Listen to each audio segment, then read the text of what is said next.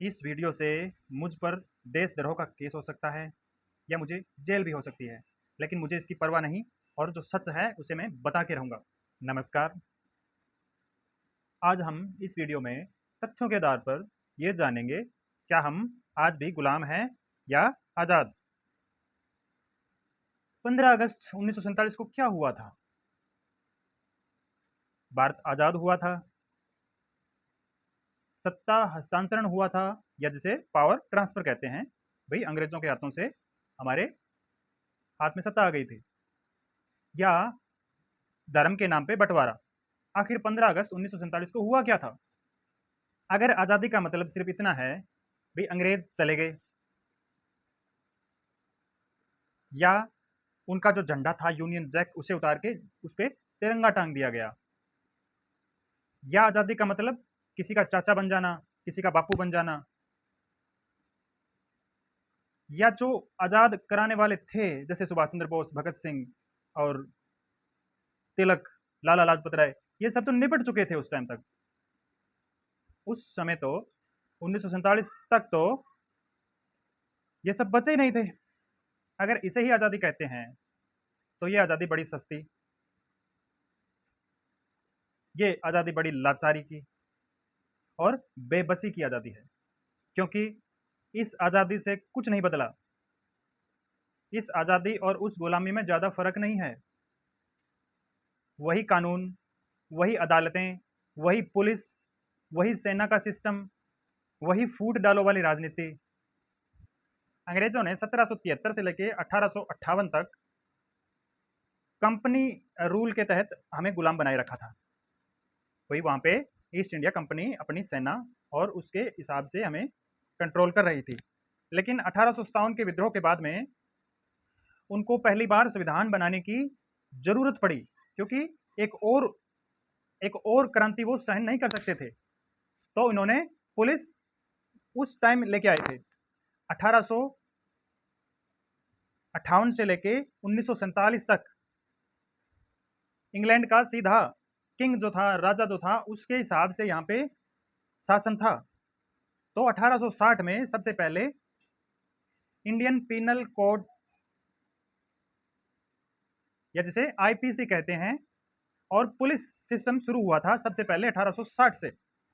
इससे पहले पुलिस नहीं थी। इंडियन पुलिस एक्ट पास करके, अपनी पार्लियामेंट में पास करके पुलिस लाई गई। तब से घोर गुलामी शुरू हुई थी। मतलब हम कह सकते हैं संविधान बनने की शुरुआत हो चुकी थी वो। इसके बाद में अलग अलग एक्ट आए थे, जिसमें 1884 में एक्ट आया था, 1892 में एक्ट आया था, 1909 में गवर्नमेंट ऑफ इंडिया एक्ट आया था, 1919 में आया था, 1900, और इसके बाद 1934 में आया था गवर्नमेंट ऑफ इंडिया एक्ट, और सबसे आखिरी था गवर्नमेंट ऑफ इंडिया एक्ट 1947, 1947, जिसे आज़ादी वाला कानून भी हम कह सकते हैं। तब फिर हमारा संविधान जो कहते हैं अभी 2 साल में बना था लगभग, और इतने उसमें सदस्य थे संविधान सभा के, तो उन्होंने फिर क्या बनाया था? कानून या संविधान तो जो अंग्रेजों ने 1860 से बनाने शुरू कर दिए थे, उन्हीं में सुधार करके एक संविधान, मोटा मोटा संविधान एक बन चुका था 1947 तक। और संविधान वही था जिसे अंग्रेज चाहते थे, ना कि अंबेडकर। आज भी अंग्रेजों के टाइम के लगभग 34,000 कानून एज इट इज वैसे के वैसे पड़े हैं। अगर उन्होंने खून चूसने के लिए हमारा अगर वो कानून बनाए थे, तो आज इस संविधान में वो कानून क्या कर रहे हैं? इस देश में सबसे पहले कोर्ट आई थी कलकत्ता में 1773 में, कलकत्ता हाई कोर्ट। आज वही पैटर्न, वही सिस्टम है अदालतों का, और सबसे ऊपर की अदालत होती है सुप्रीम कोर्ट, उसके नीचे हाई कोर्ट, वो जो लगभग 25 के करीब हैं, और सबसे नीचे डिस्ट्रिक्ट कोर्ट या सबऑर्डिनेट कोर्ट। सभी कोर्टों में लगभग 2 करोड़ 90 लाख केस पेंडिंग है, और ये केस 324 साल तक भी क्लियर नहीं होंगे, इन्हें कोर्ट सुलझा नहीं पाएगी। ये बात नीति आयोग के एक पेपर में कही गई थी 2018 में। पीढ़ियां बीत जाती है लेकिन न्याय नहीं मिलता। मिलता है तो सिर्फ फैसला, और जिसे मानना पड़ता है।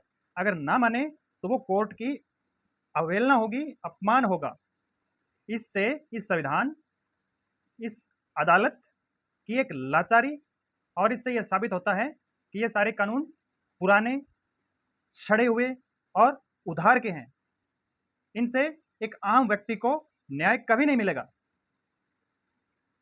ये संविधान सिर्फ राजनेताओं,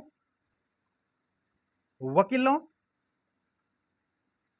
और अन्य धनी लोगों के लिए ये एक वरदान है।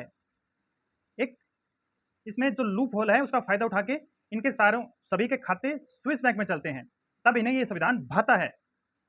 इस वीडियो के अगले पार्ट में हम बात करेंगे गुलामियों की कुछ अन्य निशानियों के बारे में, जैसे हमारी शिक्षा व्यवस्था, अन्य संस्थाएं जैसे आरबीआई, यूपीएससी